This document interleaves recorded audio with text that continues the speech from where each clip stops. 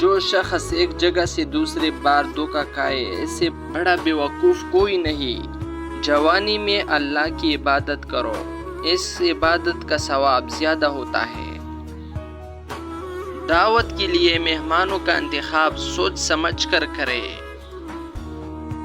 جو چیز تکلیف کا باعث بنے اس سے دور رہنا بہتر ہے۔ اپنی سکون کے لیے دوسروں کا سکون برباد نہ کریں۔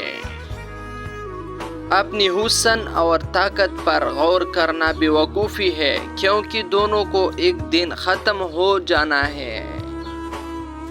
خوشی اور غم میں اپنی زبان اور جذبات کو قابو میں رکھیں۔